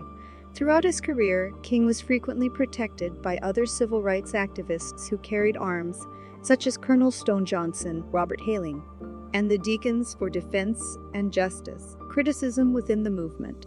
King was criticized by other black leaders during the course of his participation in the civil rights movement. This included opposition by more militant thinkers such as Nation of Islam member Malcolm X, Student Nonviolent. Coordinating Committee founder Ella Baker regarded King as a charismatic media figure who lost touch with the grassroots of the movement as he became close to elite figures like Nelson Rockefeller. Stokely Carmichael, a protege of Baker's, became a black separatist and disagreed with King's plea for racial integration because he considered it an insult to a uniquely African American culture. He also took issue that King's nonviolence approach depended on appealing to America's conscience, feeling America had none to appeal to. Activism and involvement with Native Americans. King was an avid supporter of Native American rights. Native Americans were also active supporters of King's civil rights movement, which included the active participation of Native Americans. In fact, the Native American Rights Fund (NARF) was patterned after the Navy's Legal Defense and Education Fund. National Indian Youth Council, NICE, was especially supportive in King's campaigns, especially the Poor People's Campaign in 1968. In King's book, Why We Can't Wait, he writes, "Our nation was born in genocide when it embraced the doctrine that the original American, the Indian, was an inferior race. Even before there were large numbers of Negroes on our shores, The scar of racial hatred had already disfigured colonial society. From the 16th century forward, blood flowed in battles over racial supremacy. We are perhaps the only nation which tried as a matter of national policy to wipe out its indigenous population. Moreover, we elevated that tragic experience into a noble crusade. Indeed, even today, we have not permitted ourselves to reject or to feel remorse for this shameful episode. Our literature, our films, our drama, our folklore all exalt it, King-assisted Native American people in South Alabama in the late 1950s. At that time, the remaining Creek in Alabama were trying to completely desegregate schools in their area. The South had many racial problems. In this case, light-complexion Native children were allowed to ride school buses to previously all-white school buses to previously all-white schools, while dark-skinned Native children from the same band were barred from riding the same buses. Tribal leaders, upon hearing of King's desegregation campaign in Birmingham, Alabama, contacted him for assistance. He promptly responded, and through his intervention, the problem was quickly resolved. In September 1959, King flew from Los Angeles, California to Tucson, Arizona. After giving a speech at the University of Arizona on the ideals of using nonviolent methods in creating social change, he put into words his belief that one must not use force in this struggle, but match the violence of his opponents with his suffering. King then went to Southside Presbyterian, a predominantly Native American church, and was fascinated by their photos. On the spur of the moment, King wanted to go to an Indian reservation to meet the people, so Casper Glenn took King to the Papo Indian Reservation. At the reservation, King met with all the tribal leaders, and others on the reservation then ate with them. King then visited another Presbyterian church near the reservation and preached there, attracting a Native American crowd. He later returned to Old Pueblo in March 1962, where he preached again to a Native American congregation, and then went on to give another speech at the University of Arizona. King would continue to attract the attention of Native Americans throughout the civil rights movement. During the 1963 March on Washington, there was a sizable Native American contingent, including many from South Dakota and many from the Navajo Nation. Native Americans were also active participants in the Poor People's Campaign in 1968. King was a major inspiration, along with the civil rights movement, of the Native American rights movement of the 1960s and many of American rights movement of the 1960s and many of its leaders. John Echohawk, a member of the Pawnee tribe, who was the executive director and a founder of the Native American Rights Fund, stated, "Inspired by Dr. King, who was advancing the civil rights agenda of equality under the laws of this country, we thought that we could also use the laws to advance our Indianship, to live as tribes in our territories, governed by our own laws, under the principles of tribal sovereignty that had been with us ever since 1831. We believed that we could fight for a policy of self-determination that was consistent with us, law, and that we could govern our own affairs, define our own ways, and continue to survive in this society." Politics. As the leader of the Steel, King maintained a policy of not publicly endorsing a U.S. political party or candidate. "I feel someone must remain in the position of non-alignment so that he can look objectively at both parties and be the conscience of both, not the servant or master of either." In a 1958 interview, he expressed his view that neither party was perfect, saying, "I don't think the Republican Party is a party full of the Almighty God, nor is the Democratic Party. They both have weaknesses, and I'm not inextricably bound to either party." King did praise Democratic Senator Paul Douglas of Illinois as being the greatest of all senators because of his fierce advocacy for civil rights causes over the years. King critiqued both parties' performance on promoting racial equality. Actually, the Negro has been betrayed by both the Republican and the Democratic Party. The Democrats have betrayed him by capitulating to the whims and caprices of the Southern Dixiecrats. The Republicans have betrayed him by capitulating to the blatant hypocrisy of reactionary right-wing Northern Republicans. And this coalition of Southern Dixiecrats and right-wing reactionary Northern Republicans defeats every bill and every move towards liberal legislation in the area of civil rights. Although King never publicly supported a political party or candidate for president, in a letter to a civil rights supporter in October 1956, He said that he had not decided whether he would vote for Democrat Adlai Stevenson, i.e., or Republican Dwight D. Eisenhower at the 1956 presidential election, but that in the past, I always voted the Democratic ticket. In his autobiography, King says that in 1960 he privately voted for Democratic candidate John F. Kennedy. I felt that Kennedy would make the best president. I never came out with an endorsement. My father did, but I never made one. King adds that he likely would have made an exception to his non-endorsement policy for a second Kennedy term, saying had President Kennedy lived, I would probably have endorsed him in 1964. In 1964, King urged his supporters and all people of goodwill to vote against Republican Senator Barry Goldwater for president, saying that his election would be a tragedy, and certainly suicidal almost for the nation and the world. King supported the ideals of democratic socialism, although he was reluctant to speak directly of this support due to the anti-communist sentiment being projected throughout the United States at the time, and the association of socialism with communism. King believed that capitalism could not adequately provide the necessities of many American people, particularly the African American community. King expressed that the evils of capitalism are as real as the evils of militarism and evils of racism. King was critical of American culture, saying, when machines and computers, profit motives and property rights are considered more important than people, the giant triplets of racism, materialism, and militarism are incapable of being conquered, and that America must undergo a radical revolution of values. King considered that in America the problem is that we all too often have socialism for the rich and rugged free enterprise capitalism for the poor. In a 1952 letter to Coretta Scott, he said, I imagine you already know that I am much more socialistic in my economic theory than capitalistic. In one speech, he stated that something is wrong with capitalism and said, there must be a better distribution of wealth, and maybe America must move toward a democratic socialism. King further said that capitalism has outlived its usefulness and failed to meet the needs of the masses. King had read Marx while at Morehouse, but while he rejected traditional capitalism, he rejected communism because of its materialistic interpretation of history that denied religion, its ethical relativism, and its political totalitarianism. He stated that capitalism focused too much on the individual while Marxism focused too much on the collective, compensation. King stated that Black Americans, as well as other disadvantaged Americans, should be compensated for historical wrongs. In an interview conducted for Playboy in 1965, he said that granting Black Americans only equality could not realistically close the economic gap between them and whites. King said that he did not seek a full restitution of wages lost to slavery, which he believed impossible, but proposed a government compensatory program of $50 billion over 10 years to all disadvantaged groups.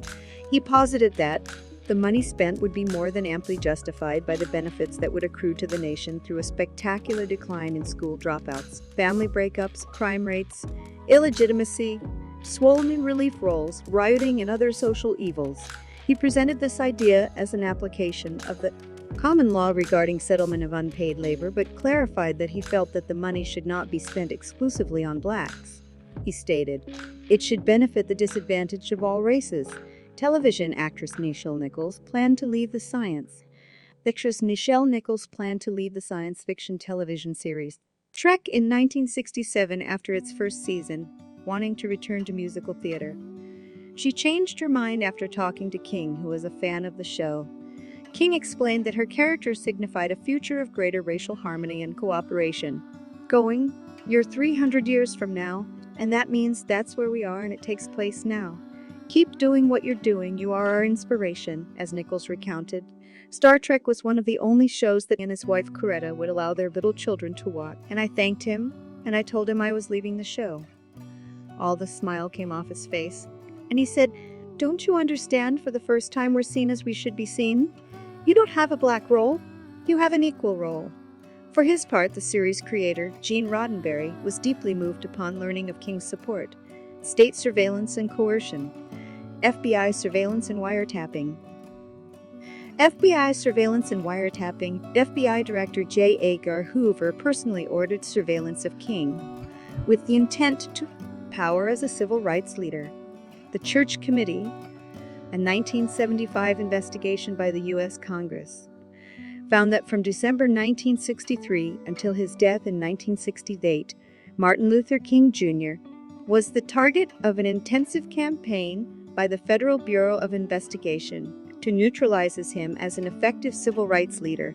In the fall of 1963, the FBI received authorization from Attorney General Robert F. Kennedy to proceed with wiretapping of King's phone lines, purportedly due to his association with Stanley Levison.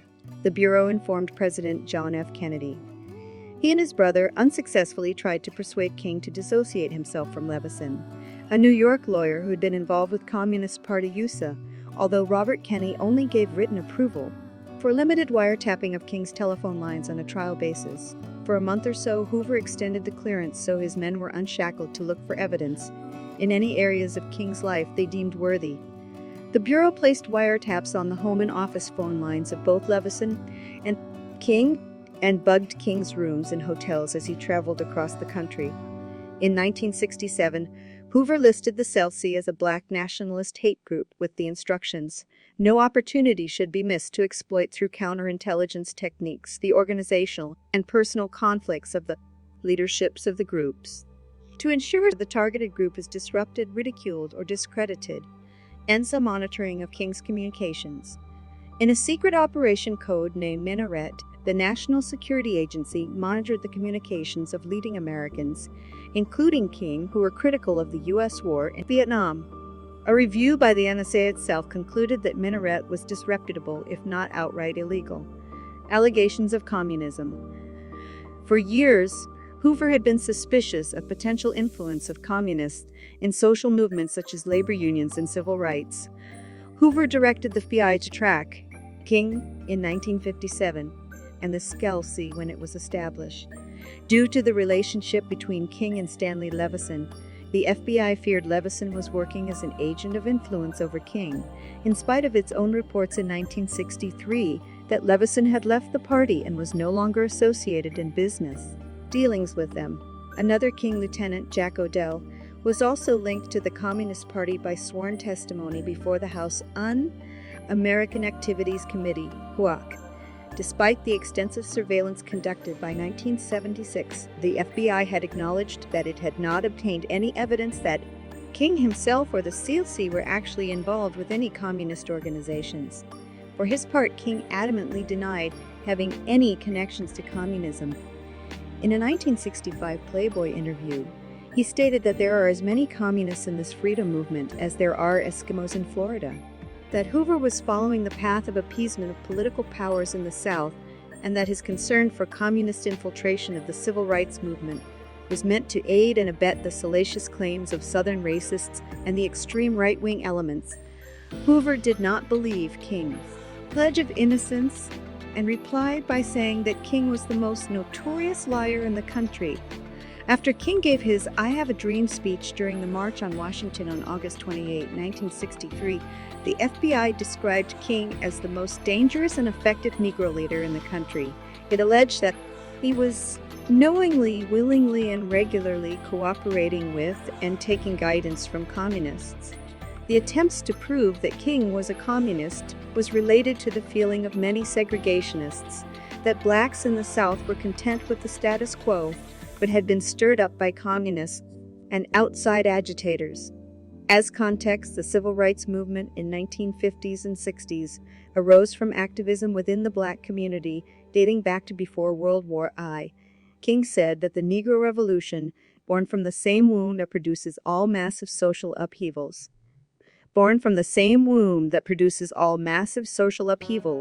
womb of intolerable conditions and unendurable situations.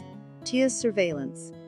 CIA files declassified in 2017 revealed that the agency was investigating possible links between King and communism after a Washington Post article dated November 4, 1964, claimed he was invited to the Soviet Union, that Ralph Abernathy, as spokesman for King, refused to comment on the source of the invitation. Mail belonging to King and other civil rights activists was intercepted by the CIA program Hotlingwell. Allegations of adultery the FBI having concluded that King was dangerous due to communist infiltration began attempting to discredit King through revelations regarding his private life. FBI surveillance of King, some of it since made public, attempted to demonstrate that he also had numerous extramarital affairs. Lyndon B. Johnson once said that King was a hypocritical preacher. His 1989 autobiography, And the Walls Came Tumbling Down.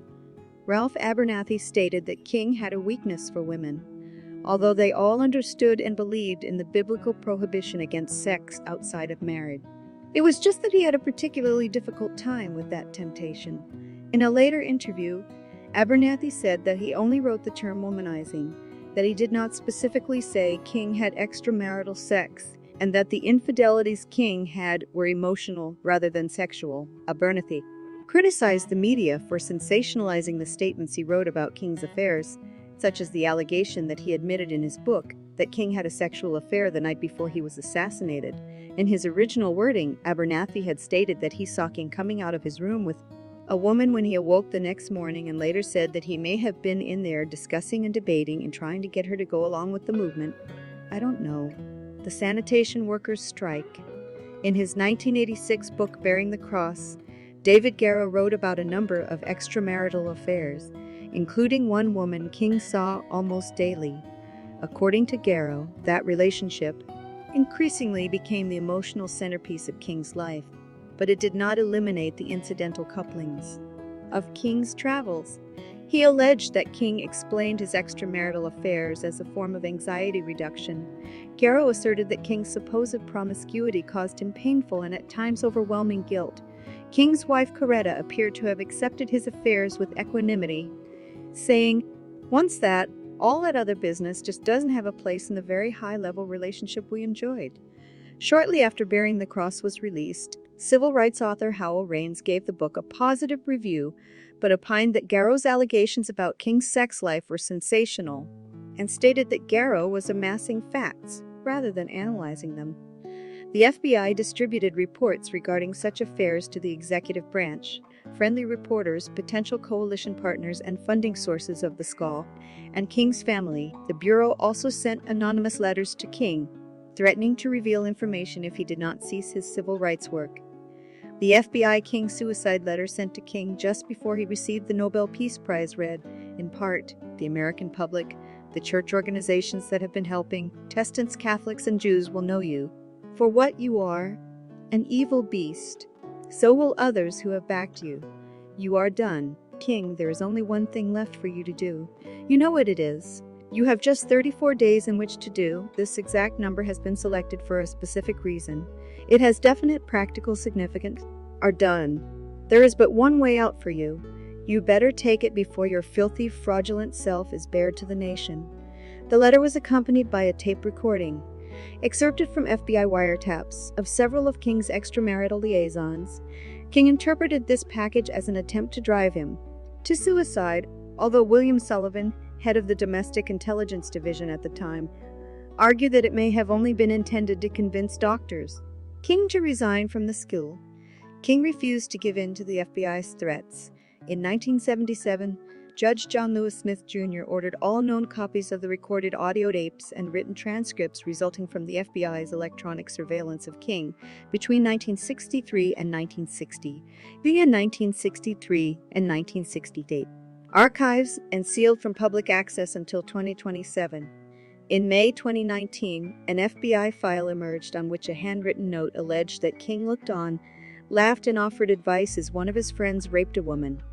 Expert professional historians of the period who have examined this notional evidence have dismissed it as highly unreliable.